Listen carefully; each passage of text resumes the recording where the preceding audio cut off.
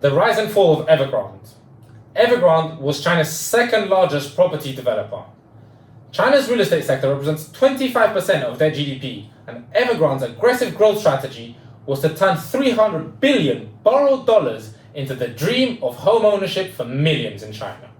Hi, I'm Alexander, and today I'll be showing you the peak of China's real estate bubble. A bubble is a rapid expansion followed by a contraction of an asset's price. Boom and bust outline four necessities for a bubble to form, using the fire triangle. The fuel is the availability of disposable money, borrowed or otherwise. The oxygen is the marketability, i.e. the asset's attractiveness to the buyers. The heat is speculation, i.e. the belief that the asset's price will keep rising irrespective of its intrinsic value. And the spark is either a new policy or technology that changes the investor's beliefs and bursts the bubble.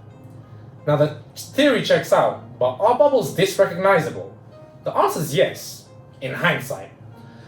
Evergrande's marketability does check out, as China views real estate as the main way to invest and thus maintains high demand for property.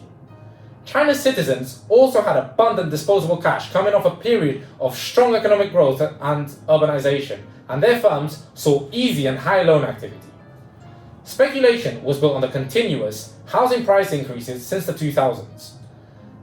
Evergrande took on leverage to meet this increase in demand and introduced questionable deals like pre-sales, where they accepted full payments for unfinished properties.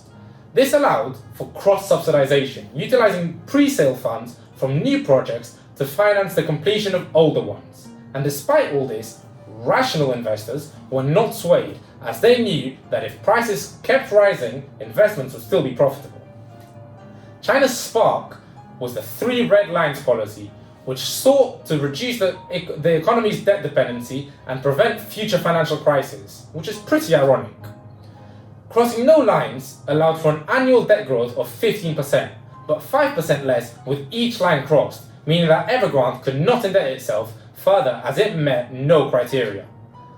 This caused concerns over its solvency, as faith in the completion of projects decreased and many pulled back their investments, resulting in new home sales dropping by 25% in 2022, and thus the bubble bursting. Evergrande defaulted. Jinping's reform commenced the crisis, and he assures no bail for Evergrande, showing the government's unwillingness to set precedent for firms taking on high risk and relying on bailouts when they don't pay off.